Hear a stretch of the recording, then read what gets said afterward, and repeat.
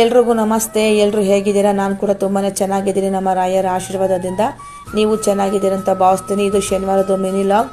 ನಮ್ಮ ಅಣ್ಣ ಅರ್ಶಿನ ಕುಂಕುಮ ಕರೆದಿದ್ರು, ಹಂಗೆ ಹೋಗ್ತಾ ಅಂದವೇ ದಾರಿ ಬ್ಲೌಸ್ ಸ್ಟಿಚ್ ಕೊಟ್ಟೋಗೋಣ ಅಂತ ಬಂದೆ.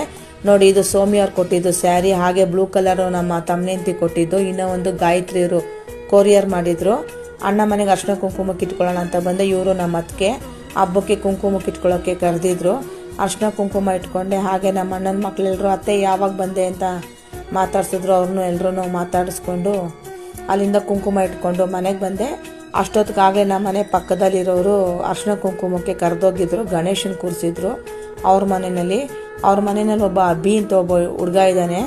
ತುಂಬ ಚೆನ್ನಾಗಿ ಡೆಕೋರೇಟ್ ಮಾಡ್ತಾನೆ. ವರಮಹಾಲಕ್ಷ್ಮಿಗಾಗಿರಬಹುದು ಮತ್ತು ಗಣೇಶ ಹಬ್ಬಕ್ಕಾಗಿರ್ಬೋದು. ನೋಡಿ ಎಷ್ಟು ಚೆನ್ನಾಗಿ ಡೆಕೋರೇಟ್ ಎಲ್ಲ ಅವನೇ ಮಾಡಿರೋದು. ಇದು ಮನೆಯಲ್ಲೇ ಎಲ್ಲ ಚಿಕ್ಕಪೇಟೆನಲ್ಲಿ ಐಟಮ್ ತೊಗೊಂಬಂದು ಎಲ್ಲ ಅವನೇ ಪ್ಲ್ಯಾನ್ ಮಾಡಿರೋದು.